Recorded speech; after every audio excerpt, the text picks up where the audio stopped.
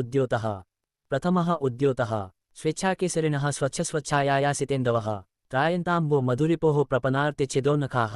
काव्यस्यात्मा ध्वनिरिति बुधैर्यः समाम्नातपूर्वस्तस्याभावं जगदुरुपरे भाक्तमाहुस्तमन्ये केचिद्वाचां स्थितमविषये तत्त्वमुचुस्तदीयं तेन ब्रूमः सहृदयमनः प्रीतये तत्स्वरूपम् बुधैः काव्यतत्त्वविद्भिः काव्यस्यात्मा ध्वनिरिति संज्ञेतः परम्परया यः समाम्नातपूर्वः सम्यक् आसमन्तात् म्नातः प्रकटितः तस्य सहृदयजनमनः प्रकाशमानस्याप्यभावमन्ये जगदुः तदभाववादिनां चामी विकल्पाः सम्भवन्ते तत्र केचिदाचक्षीरन् शब्दार्थशरीरं तावत् काव्यं तत्र च शब्दगताश्चारुत्वहेतवो अनुप्रासादयः प्रसिद्धा एव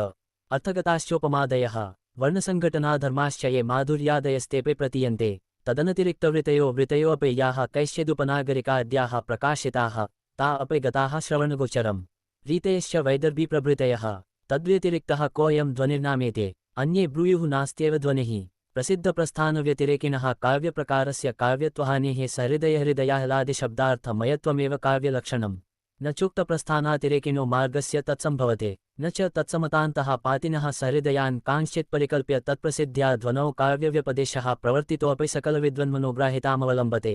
पुनर्परे तस्याभावमन्यथा कथयेयुः न सम्भवत्येव ध्वनिर्नामापूर्वः कश्चित् कामनीयकमनतिवर्तमानस्य तस्योक्तेष्वेव चारुत्वहेतुष्वन्तर्भावात् त्यशामन्यतमस्यैव वा अपूर्वसमाख्या मात्रकरणे यत्किञ्चन कथनं स्यात् किञ्च वाग्विकल्पानामानन्त्यात् सम्भवत्यपि वा कस्मिंश्चित् काव्यलक्षणविधायभिः प्रसिद्धैरप्रदर्शिते प्रकारलेशे ध्वनिर्ध्वनिरिति यदेतदलीकसहृदयत्वभावनामुकुलितलोचनैर्नृत्यते तत्र हेतुं न विद्मः सहस्रशोहे महात्मभिरन्यैरलङ्कारप्रकाराः प्रकाशिताः प्रकाश्यन्ते च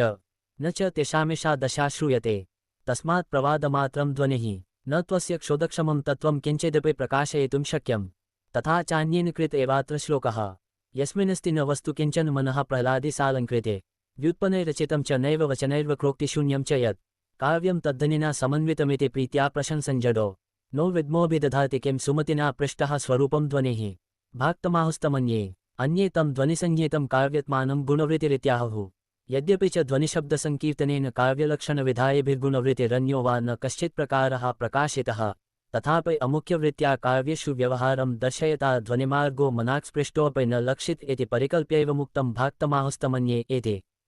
केचित् पुनर्लक्षणकरणशालिनबुद्धयो ध्वनिस्तत्त्वं गिरामगोचरं सहृदयहृदयसंवेद्यमेव समाख्यातवन्तः तेनैवं विधासु व्यमतिषु स्थितासु सहृदयमनः प्रीतये तत्स्वरूपं ब्रूमः तस्य हे ध्वनेः स्वरूपं सकलसत्कविकाव्योपनिषद्भूतमतिरमणीयमणीयसीभिरपि चिरन्तनकाव्यलक्षणविधायिनां बुद्धिभिरनुन्मीलितपूर्वम् अथ च रामायणमहाभारतप्रभृतीनि लक्ष्ये सर्वत्र प्रसिद्धव्यवहारं लक्षयतां सहृदयानामानन्दो मनसि लभतां प्रतिष्ठामिति प्रकाश्यते तत्र ध्वनिरेव लक्षयितुमारब्धस्य भूमिकां रचयितुमिदमुच्यते योऽर्थः सहृदयश्लाघ्यः काव्यात्मेति व्यवस्थितः वाच्यप्रतीयमानाख्यो तस्य भेदावुभौ स्मृतौ काव्यस्य हे ललितोचितसन्निवेशचारुणः शरीरस्यैवात्मा साररूपतया स्थितः सहृदयश्लाघ्यो योऽर्थस्तस्य वाच्यः प्रतीयमानश्चेति द्वौ भेदौ तत्र वाच्यः प्रसिद्धो यः प्रकारैरुपमादिभिः बहुधा व्याकृतः सोऽन्यैः काव्यलक्ष्मविधायभिः ततोऽन्यः प्रतन्यते केवलमनूद्यते पुनर्यथोपयोगमिति प्रतीयमानं पुनरन्यदेव वस्त्वस्ति वाणीषु महाकवीनां यतत्प्रसिद्धावयवातिरिक्तं विभाति लावण्यमिवाङ्गनासु प्रतीयमानं पुनरन्यदेव वाच्याद्वस्त्वस्ति वाणीषु महाकवीनां यतत्सहृदयसु प्रसिद्धं प्रसिद्धेभ्यो अलङ्कृतेभ्यः प्रतीतेभ्यो वावयवेभ्यो व्यतिरिक्तत्वेन प्रकाशते लावण्यमिवाङ्गनासु यथा ह्यङ्गनासु लावण्यं पृथङ्गिर्वर्ण्यमानं निखिलावयवव्यतिरेके किमप्यन्यदेव सहृदयलोचनामृतं तत्त्वान्तरं तद्वदेव सोऽर्थः स ह्यर्थो वाच्यसामर्थ्याक्षिप्तं वस्तुमात्रमलङ्काररसादयश्चेत्यनेकप्रभेदप्रभिनो दर्शयिष्यते सर्वेषु च तेषु प्रकारेषु तस्य वाच्यादन्यत्वं तथा ह्याद्यस्तावत्प्रभेदो वाच्याद् दूरं विभेदवान् स हि कदाचिद्वाच्ये विधिरूपे प्रतिषेधरूपः यथा ब्रह्मधार्मिकविश्रब्धः स शुनकोऽद्य मारितस्तेन गोदावरीनदीकूललतागहनवासिना दृप्तसिंहेन क्वचिद्वाच्ये प्रतिषेधरूपे विधिरूपो यथा श्वश्रूरत्र शेते अथवा निमज्जते अत्राहं दिवसकं प्रलोकय मा पथिक रात्र्यन्धः शयायामावयोः शयेष्ठाः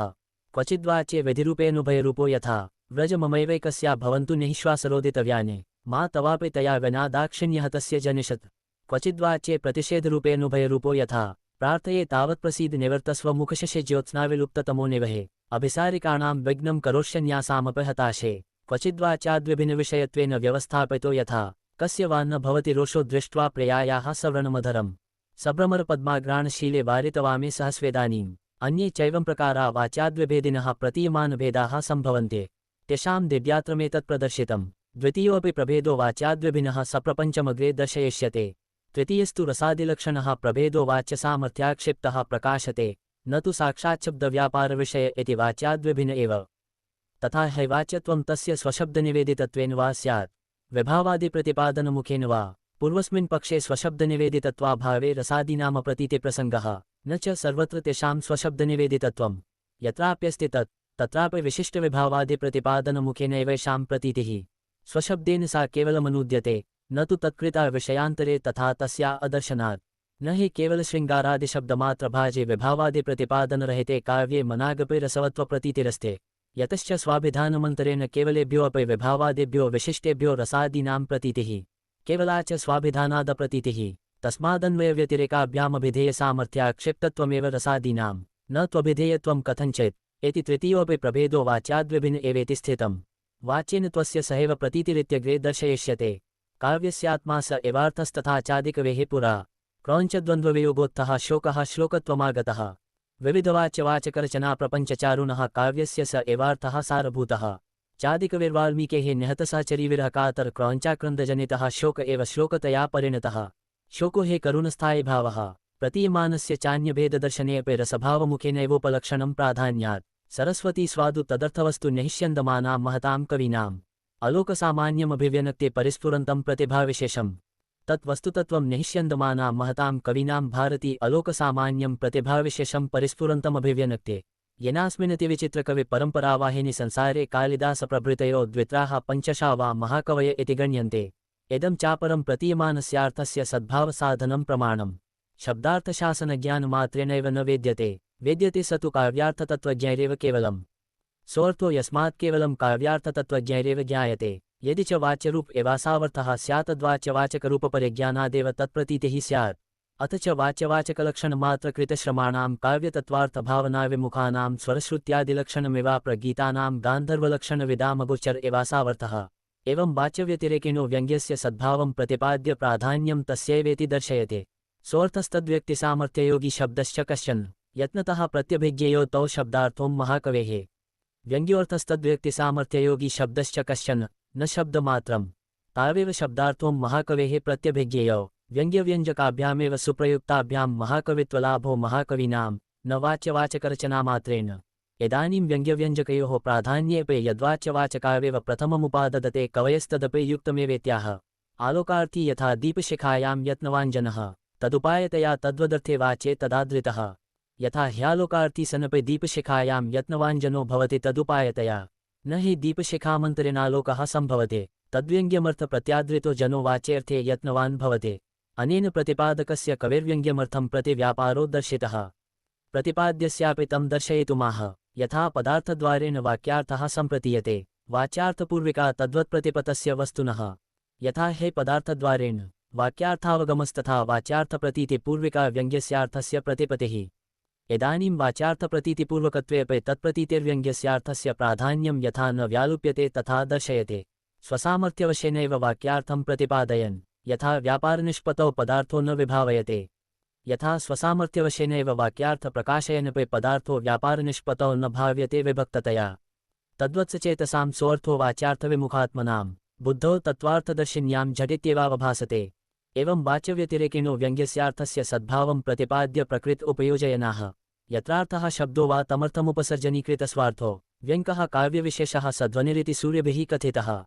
यत्रार्थो वाच्यविशेषः वाचकविशेषः शब्दो वा तमर्थव्यङ्कः स काव्यविशेषो ध्वनिरिति अनेन वाच्यवाचकचारुत्वहेतुभ्य उपमादिभ्यो अनुप्रासादेभ्यश्च विभक्त एव ध्वनिर्विषय इति दर्शितम् यदप्युक्तं प्रसिद्धप्रस्थानातिक्रमेणो मार्गस्य काव्यहानिर्ध्वनिर्नास्ति इति तदप्ययुक्तम् यतो लक्षणकृतामेव स केवलं न प्रसिद्धः लक्ष्ये तु परीक्ष्यमाणे स एव सहृदयहृदयाह्लादकारे काव्यतत्त्वम् ततोऽन्यचित्रमेवेत्यग्रे दर्शयिष्यामः यदप्युक्तं कामनीयकमनतिवर्तमानस्य तस्योक्तालङ्कारादिप्रकारश्वन्तर्भावः इति तदप्यसमीचीनं वाच्यवाचकमात्राश्रयणे प्रस्थाने व्यङ्ग्यव्यञ्जकसमाश्रयेण व्यवस्थितस्य ध्वनेः कथमन्तर्भावः वाच्यवाचकचारुत्वहेतवो हि तस्याङ्गभूताः स त्वङ्गिरूप एवेति प्रतिपादयिष्यमाणत्वात्। परिकरश्लोकाश्चात्र व्यङ्ग्यव्यञ्जकसम्बन्धनिबन्धनतया ध्वनेः वाच्यवाचकचारुत्वहेत्वन्तः पातिता कुतः ननु यत्र प्रतीयमानस्यार्थस्य वैषद्येना प्रतीतिः स नाम मा भूतध्वनिर्विषयः। यत्र तु प्रतीतिरस्ते यथा समासोक्त्याक्षेपानुक्तनिमित्तविशेषोक्तिपर्यायोक्तापहृतिदीपकसङ्करालङ्कारादौ तत्र ध्वनिरन्तर्भावो भविष्यतीत्यादि निराकर्तुमभिहितम् उपसर्जनीकृतस्वार्थोम् इति। अर्थो गुणीकृतात्मा गुणीकृताभिधेयः शब्दो वा यत्रार्थान्तरमभिव्यनक्ति स ध्वनिरिति। तेषु कथं तस्यान्तर्भावः व्यङ्ग्यप्राधान्ये हि ध्वनिः न चैतत्समासोक्त्यादिष्वस्ते। समासोक्तौ तावत् उपोडरागेण विलोलतारकं तथा गृहीतं शशिना निशामुखं यथा समस्तं तिमिरांशुकं तया पुरोऽपि रागाद्गलितं न लक्षितम् इत्यादौ व्यङ्ग्येनानुगतं वाच्यमेव प्राधान्येन प्रतीयते समारोपित नायिकानायकव्यवहारयोर्निशाशशिनोरेव वाक्यार्थत्वात्। आक्षेपेऽपि व्यङ्ग्यविशेषाक्षेपणोऽपि वाच्यस्यैव चारुत्वं प्राधान्येन वाक्यार्थ आक्षेपोक्तिसामर्थ्यादेव ज्ञायते। तथा हि तत्र शब्दोपारूढो विशेषाभिधानेच्छया प्रतिषेधरूपो य आक्षेपः स एव व्यङ्ग्यविशेषमाक्षेपन्मुख्यं काव्यशरीरम्।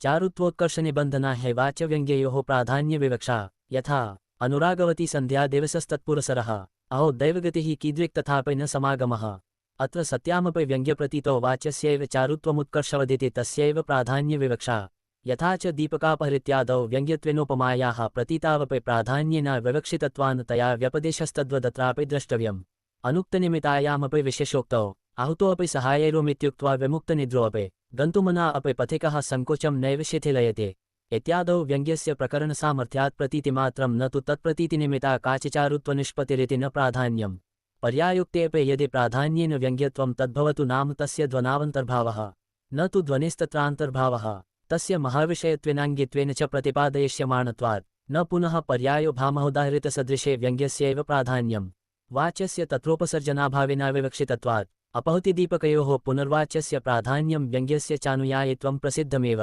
सङ्करालङ्कारेऽपि यदलङ्कारोऽलङ्कारान्तरच्छायामनुगृह्णाते तदा व्यङ्ग्यस्य प्राधान्येन विवक्षितत्वान् ध्वनिविषयत्वम्। अलङ्कारद्वयसम्भावनायां तु वाच्यव्यङ्ग्ययोः समं प्राधान्यम्। अथ वाच्योपसर्जनीभावेन व्यङ्ग्यस्य तत्रावस्थानं तदा सोऽपि ध्वनिविषयो अस्तु न तु स एव ध्वनिरिति वक्तुं शक्यम्। पर्यायोक्तनिर्दिष्टन्यायात् अपि च सङ्करालङ्कारेऽपि च क्वचित् सङ्करोक्तिरेव ध्वनिसम्भावनां निराकरोते। अप्रस्तुतप्रशंसायामपि यदा सामान्यविशेषभावानिमित्तनिमित्ते भावाद्वा अभिधीयमानस्याप्रस्तुतस्य प्रतीयमानेन प्रस्तुतेनाभिसम्बन्धस्तदाभिधीयमानप्रतीयमानयोः सममेव प्राधान्यम्। यदा तावत्सामान्यस्याप्रस्तुतस्याभिधीयमानस्य प्राकरणिकेन विशेषेण प्रतीयमानेन सम्बन्धस्तदा विशेषप्रतीतौ सत्यामपि प्राधान्येन तत्सामान्येन विनाभावात् सामान्यस्यापि प्राधान्यम्। यदापि विशेषस्य सामान्यनिष्ठत्वं तदापि सामान्यस्य प्राधान्ये सामान्ये सर्वविशेषाणामन्तर्भावाद्विशेषस्यापि प्राधान्यम्। निमित्तनिमित्तिभावे चायमेव न्यायः। यदा तु सारूप्यमात्रवशेना प्रस्तुतप्रशंसायामप्रकृतप्रकृतयोः सम्बन्धस्तदाप्यप्रस्तुतस्य स्वरूपस्याभिधीयमानस्य प्राधान्येन विवक्षायां ध्वनाविवान्तः पातः इतरथा त्वलङ्कारान्तरमेव। तदयमत्र सङ्गेपः व्यङ्ग्यस्य यत्रा प्राधान्यं वाच्यमात्रानुयायिनः समासोक्त्यादयस्तत्र वाच्यालङ्कृतयः स्फुटाः। व्यङ्ग्यस्य प्रतिभामात्रे वाच्यार्थानुगमेऽपि वा न ध्वनिर्यत्र वा तस्य प्राधान्यं न प्रतीयते। तत्परावेव शब्दार्थों यत्र व्यङ्ग्यं प्रतिष्ठितौ ध्वनिः स एव विषयो मन्तव्यः सङ्करोज्झितः। तस्मान् ध्वनिरन्यत्रान्तर्भावः इतश्च नान्तर्भावः। यतः काव्यविशेषोऽङ्गी ध्वनिरिति कथितः तस्य पुनरङ्गानि अलङ्कारा गुणा वृतयश्चेति प्रतिपादयिष्यन्ते न चावयव एव पृथग्भूतोऽवयवीति प्रसिद्धः। अपृथग्भावे तु तदङ्गत्वं तस्य न तु तत्त्वमेव। यत्रापि वा तत्त्वं तत्रापि ध्वनिर्महाविषयत्वानुतनिष्ठत्वमेव। सूर्यभिः कथित इति विद्वदुपज्ञेयमुक्तिः न तु यथाकथञ्चित् प्रवृत्तेति प्रतिपाद्यते। प्रथमे हि विद्वांसो वैयाकरणाः व्याकरणमूलत्वात् सर्वविद्यानां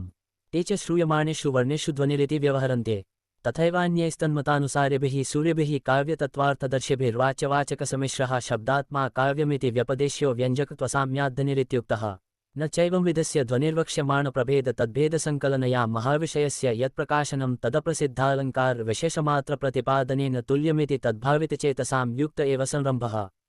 न च तेषु कथञ्चिदीक्ष्यया कलुषितशेमुषिकत्वमाविष्करणीयम्। माविष्करणीयं तदेवं ध्वनिस्तावदभाववादिनः प्रत्युक्ताः अस्ति ध्वनिः स चासावविवक्षितवाच्यो विवक्षितान्यपरवाच्यश्चेति द्विविधः सामान्येन। तत्राद्यस्योदाहरणम् सुवर्णपुष्पां पृथिवीं चिन्वन्ति पुरुषास्त्रयः शूरश्च कृतविद्यश्च यश्च जानाति सेवितुम्। सेवितुं द्वितीयस्यापि शिखरिणि क्वनु नाम केचिरं किमभिधानमसावकरोतपः तरुणीयेन तवादरपाटलं दशति बिम्बफलं शुकशावकः यदप्युक्तं भक्तिर्ध्वनिरिते तत्प्रतिसमाधीयते भक्त्या बिभर्ति नैकत्वं रूपभेदादयं ध्वनिः अयमुक्तप्रकारो ध्वनिर्भक्त्या नैकत्वं बिभर्ति भिन्नरूपत्वात् वाच्यव्यतिरिक्तस्यार्थस्य वाच्यवाचकाभ्यां तात्पर्येण प्रकाशनं यत्र व्यङ्ग्यप्राधान्ये स ध्वनिः उपचारमात्रं तु भक्तिः मा चैतत्स्याद्भक्तिर्लक्षणं ध्वनिरित्याह अतिव्याप्तिरथा व्याप्तिर्न चासौ लक्ष्यते तया नैव भक्त्या ध्वनिर्लक्ष्यते कथम् अतिव्याप्तिर्व्याप्तेश्च तत्रातिव्याप्तिर्ध्वनिर्व्यतिरिक्तेऽपि विषये भक्तेः संभवात् यत्र हि व्यङ्ग्यकृतं महत्सौष्ठवं नास्ति तत्राप्युपचरितशब्दवृत्त्या प्रसिद्ध्यनुरोधप्रवर्तितव्यवहाराः कवयो दृश्यन्ते यथा परिम्लानं पीनस्तनजघनसङ्गादुभयतस्तनोर्मध्यस्यान्तः परिमेलनमप्राप्य हरितम् इदं व्यस्तन्यासं श्लथभुजलताक्षेपवलनैः कृशाङ्ग्याः सन्तापं वदति बैसिनीपत्रशयनं तथा शतकृत्वोऽवरुध्यते सहस्रकृत्वश्चुम्ब्यते विरम्य पुनः रम्यते प्रयोजनो नास्ति पुनरुक्तं तथा कुपिताः प्रसन्ना अवरुदितवदना व्यहसन्त्यः यथा गृहीतास्तथा हृदयं हरन्ति स्वैरिण्यो महिलाः तथा भार्यायाः प्रहारो नवलतया दत्तः प्रेयेण स्तनपृष्ठे मृदुकोऽपि दुःसः इव जातो हृदये सपत्नीनां तथा परार्थे यः पीडामनुभवते भङ्गेऽपि मधुरो यदि यः सर्वेषामिह खलु विकारोऽपि अभिमतः न सम्प्राप्तो वृद्धिं यदि स वृषमक्षेत्रपतितः किमिक्षोर्दोषोऽसौ न पुनर्गुणाया मरुभुवः इत्यत्रिक्षुपक्षेऽनुभवति शब्दः न चैवंविदः कदाचिदपि ध्वनिर्विषयः यतः उक्त्यन्तरेणाशक्यं यतचारुत्वं प्रकाशयन् शब्दो व्यञ्जकतां बिभ्रद्ध्वन्युक्तेर्विषयी भवेत् अत्र चोदाहृते विषये नोक्त्यन्तराशक्यचारुत्वव्यक्तिहेतुः शब्दः किञ्च रूढा ये विषयेऽन्यत्र शब्दाः स्वविषयादपि लावण्याद्याः प्रयुक्तास्ते न भवन्ति पदं ध्वनेः तेषु चोपचरितशब्दवृत्तिरस्तीते तथाविधि च विषये क्वचित् सम्भवनपि ध्वनिव्यवहारः प्रकारान्तरेण प्रवर्तते न तथाविधि शब्दमुखेन अपि च मुख्यां वृत्तिं परित्यज्य गुणवृत्त्यार्थदर्शनं यदुद्दिश्य फलं तत्र शब्दो नैव स्खलद्गतिः तत्र हि चारुत्वातिशयविशिष्टार्थप्रकाशनलक्षणे प्रयोजने कर्तव्ये यदि शब्दस्यामुख्यता तदा तस्य प्रयोगे दुष्टतैव स्यात् न चैवं तस्मात् वाचकत्वाश्रयेणैव गुणवृत्तिर्व्यवस्थिता व्यञ्जकत्वैकमूलस्य ध्वनेः स्यालक्षणं कथं तस्मादन्यो ध्वनिरन्या च गुणवृत्तिः अव्याप्तिरप्यस्य लक्षणस्य न हि ध्वनिप्रभेदो विवक्षितान्यपरवाच्यलक्षणः अन्ये च बहवः प्रकारा भक्त्या व्याप्यन्तः तस्माद्भक्तिरलक्षणं कस्यचित् ध्वनिभेदस्य सा तु स्यादुपलक्षणं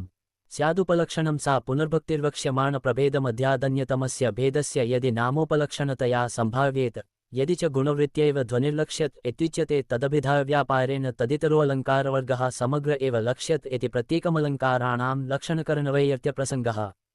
किञ्च लक्षणेऽन्ये हि कृते चास्य पक्षसंसिद्धिरेव नः कृतेऽपि वा पूर्वमेवान्यैर्ध्वनिलक्षणे पक्षसंसिद्धिरेव नः यस्माद्ध्वनिरस्तीति नः पक्षः स च प्रागेव संसिद्ध इत्ययत्नसम्पन्नसमीहितार्थाः संवृताः स्मः येऽपि सहृदयसंवेद्यमनाख्येयमेव ध्वनिरात्मानमाम्नासिषुस्तेऽपि न परीक्ष्यवादिनः यत् उक्तया नीत्या वक्ष्यमाणया च ध्वनेः सामान्यविशेषलक्षणे प्रतिपादितेऽपि यद्यनाख्येयत्वं तत्सर्वेषामेव वस्तूनां तत्प्रसक्तं यदि पुनर्ध्वनिरतिशयोक्त्यानया काव्यान्तरातिशाये तैः स्वरूपमाख्यायते ततेऽपि युक्ताभिधायेन एव इति श्रीराजानकानन्दवर्धनाचार्यविरचिते ध्वन्यालोके प्रथमः उद्योतः।